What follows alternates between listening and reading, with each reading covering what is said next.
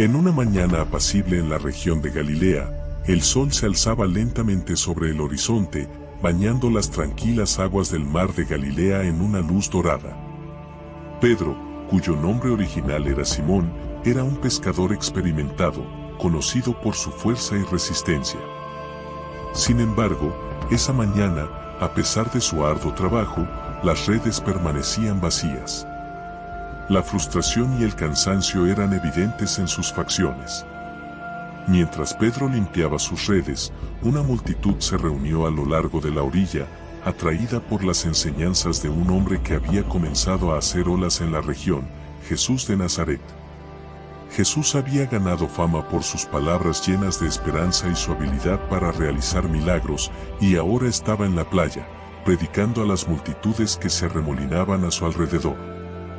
Con la necesidad de un mejor punto de vista, Jesús pidió a Pedro que lo llevara en su barca para poder hablar a la gente desde el agua. Aunque cansado y con poco ánimo, Pedro accedió.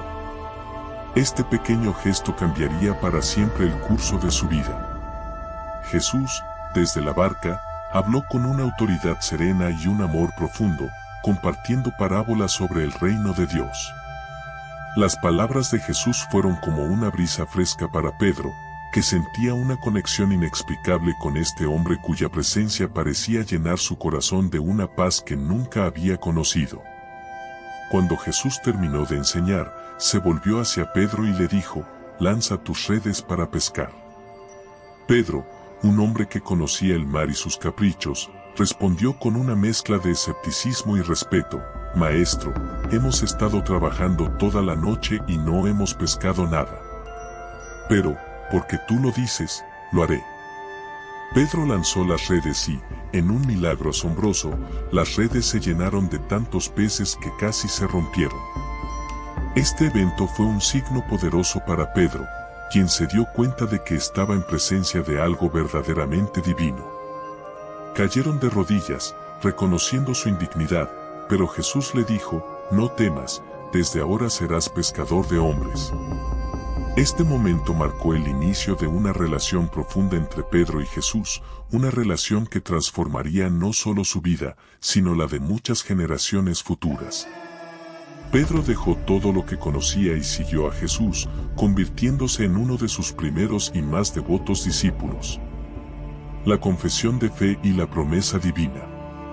A medida que avanzaba su ministerio, Jesús llevó a sus discípulos a la región de Cesarea de Filipo, un lugar conocido por su diversidad religiosa y sus templos paganos. En este entorno tumultuoso, Jesús les preguntó a sus seguidores: «¿Quién dicen los hombres que soy yo?». Las respuestas variaban, algunos decían que era Juan el Bautista, otros Elías o algún profeta.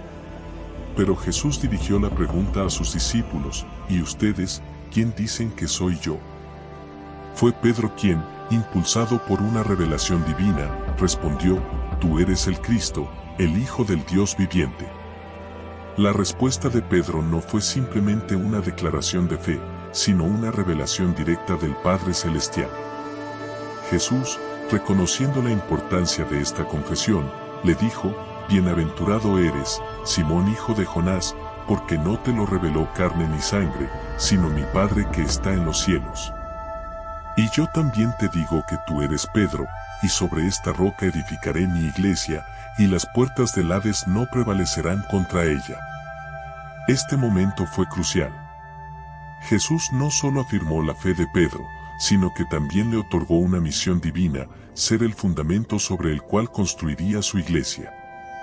Esta promesa no solo consolidó la posición de Pedro como líder entre los discípulos, sino que también marcó el inicio del establecimiento de la iglesia cristiana. La negación y el arrepentimiento. A pesar de su ferviente devoción, Pedro no estaba exento de debilidades humanas. En la noche antes de la crucifixión de Jesús, durante la última cena, Jesús predijo que sus discípulos lo abandonarían. Pedro, lleno de confianza, afirmó: «Aunque todos se escandalicen de ti, yo nunca me escandalizaré». Jesús, sin embargo, le advirtió que antes de que el gallo cantara, Pedro lo negaría 3 veces. Pedro no pudo aceptar esta predicción, y su determinación parecía inquebrantable. Pero esa misma noche, mientras Jesús era arrestado y llevado al sumo sacerdote, Pedro estaba en el patio del palacio, intentando mantenerse fuera de vista. En medio de la noche, 3 personas lo identificaron como un seguidor de Jesús, y Pedro negó con vehemencia cada acusación. La tercera negación fue seguida inmediatamente por el canto del gallo, recordando la predicción de Jesús. En ese instante, Pedro se dio cuenta de la profundidad de su traición y rompió a llorar amargamente. Este momento de negación y arrepentimiento fue crucial para el desarrollo de Pedro. Aunque había fallado, el amor y la misericordia de Jesús lo restauraron. La restauración y el mandato de Jesús. Después de la resurrección de Jesús, la primera aparición de Jesús a sus discípulos fue una experiencia transformadora. Pedro, junto con otros discípulos, estaba en la playa del mar de Galilea cuando Jesús se les apareció. A pesar de que Pedro había regresado a su antigua vida de pescador, el encuentro con Jesús marcaría un nuevo comienzo. Jesús, al amanecer, se acercó a la orilla y los encontró en su barca. Les invitó a echar las redes una vez más, y, de nuevo, obtuvieron una cosecha abundante de peces. Al darse cuenta de que era Jesús quien los llamaba, Pedro se lanzó al agua para llegar a la playa lo más rápido posible. En la playa, Jesús preparó un desayuno para los discípulos y, después de comer, se dirigió a Pedro con una pregunta crucial: «Simón, hijo de Jonás, ¿me amas más que estos?». Pedro, reconociendo su error y su profundo amor por Jesús, respondió: «Sí, Señor, tú sabes que te amo». Jesús le pidió 3 veces esta confirmación, y en cada ocasión, le encomendó una misión: «Apacienta mis ovejas», Juan 21, 15-17. Esta restauración de Pedro fue un acto de redención y de reinstalación en su papel como líder. Jesús le confiaba la responsabilidad de cuidar y guiar a sus seguidores. La triple afirmación de amor y la asignación de la tarea de apacentar las ovejas simbolizaban el perdón total de sus fallos anteriores y el inicio de su nuevo rol en la expansión del cristianismo. El Pentecostés y el comienzo del ministerio de Pedro. El día de Pentecostés, unos 50 días después de la resurrección de Jesús, los discípulos estaban reunidos en Jerusalén, esperando el cumplimiento de la promesa de Jesús. De repente, un sonido como de un viento recio llenó la casa donde estaban y aparecieron lenguas de fuego que se posaron sobre cada uno de ellos. Todos fueron llenos del Espíritu Santo y comenzaron a hablar en diferentes lenguas. Pedro, lleno del Espíritu Santo, se levantó y pronunció un poderoso discurso dirigido a la multitud. Citó profecías del Antiguo Testamento, explicando que lo que estaban viendo era el cumplimiento de la promesa de Dios.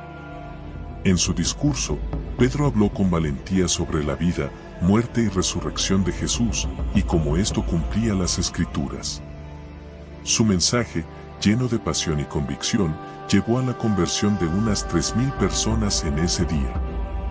Este evento marcó el inicio del ministerio público de Pedro y su papel fundamental en el establecimiento de la iglesia primitiva. La valentía y la elocuencia de Pedro demostraron que, a pesar de sus debilidades, estaba ahora empoderado por el Espíritu Santo para liderar la comunidad cristiana. Los milagros y la expansión del ministerio. Pedro, ahora un líder destacado en la iglesia de Jerusalén, continuó su ministerio con gran fervor. Realizó numerosos milagros que confirmaban la veracidad de su mensaje y la presencia del poder divino en su vida.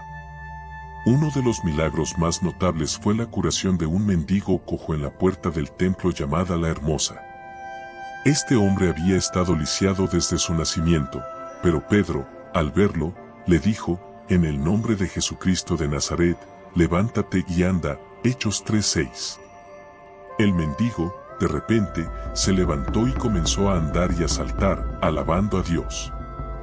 Este milagro atrajo una gran multitud, y Pedro aprovechó la oportunidad para predicar sobre Jesús y la fe en él.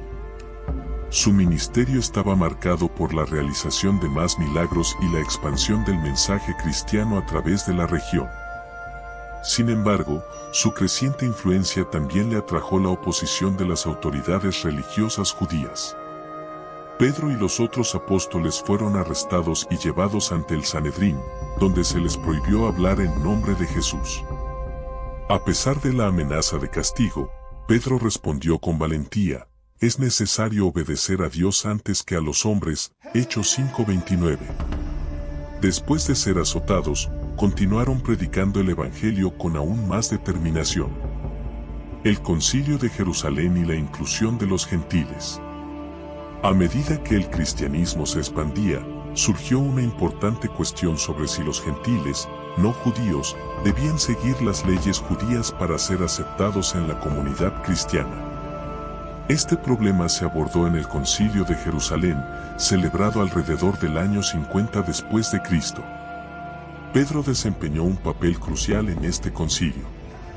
Recordó cómo Dios le había mostrado, a través de una visión, que los gentiles también eran aceptables para Dios y que la salvación por medio de Jesús no estaba limitada por las leyes judaicas.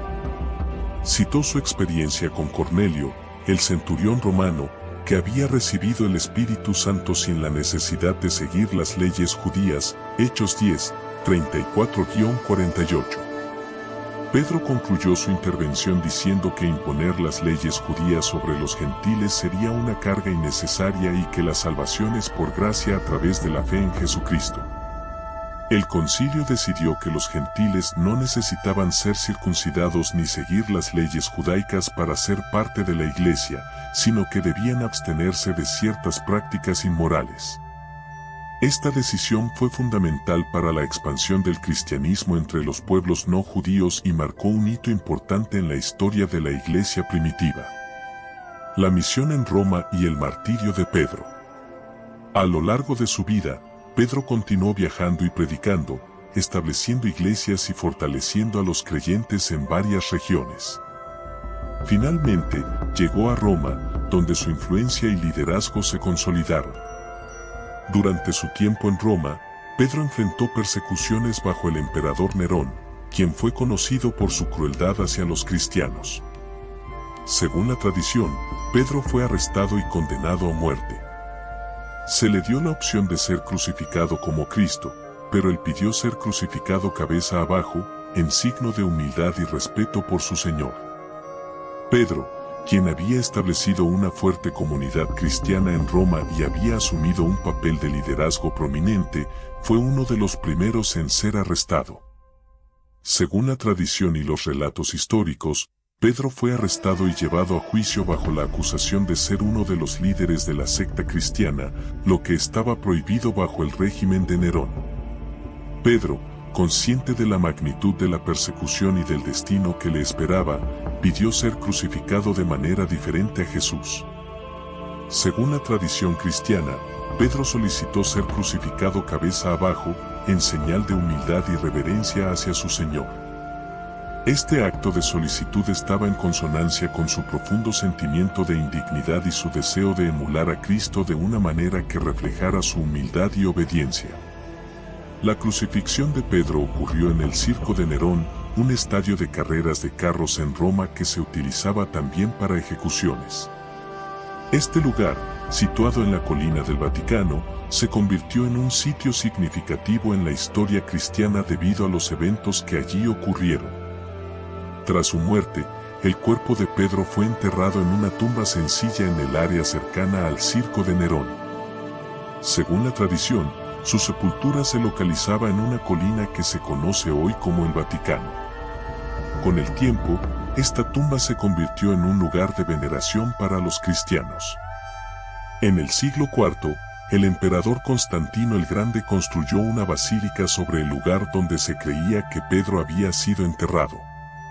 Esta iglesia, conocida como la Basílica de San Pedro, se erigió como uno de los centros de la cristiandad y, con el tiempo, la ubicación se convirtió en uno de los sitios más sagrados de la Iglesia Católica.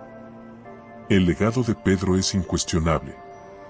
Como el primer papa según la tradición de la Iglesia Católica, su vida y enseñanza sentaron las bases para la expansión y consolidación del cristianismo en el mundo occidental. Las cartas que escribió, conocidas como las epístolas de Pedro en el Nuevo Testamento, siguen siendo una fuente de inspiración y guía para los cristianos en la actualidad. La Basílica Moderna de San Pedro, reconstruida en el Renacimiento, sigue marcando el lugar tradicionalmente asociado con la tumba de San Pedro. La tradición afirma que el sepulcro original de Pedro se encuentra bajo el altar principal de la basílica. Esta ubicación ha sido objeto de importantes investigaciones arqueológicas y excavaciones, confirmando en parte la tradición de la sepultura de Pedro en ese sitio.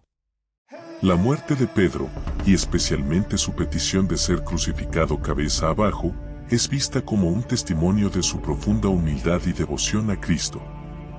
Su sacrificio se recuerda con reverencia en la Iglesia Católica y en otras tradiciones cristianas, y su legado continúa inspirando a los creyentes en todo el mundo. Pedro, desde su humilde comienzo como pescador hasta convertirse en el líder de la iglesia primitiva, representa la transformación que puede ocurrir cuando alguien sigue a Cristo con fe y obediencia. Su vida es un testimonio de la gracia y el poder de Dios para usar a personas comunes para cumplir propósitos extraordinarios.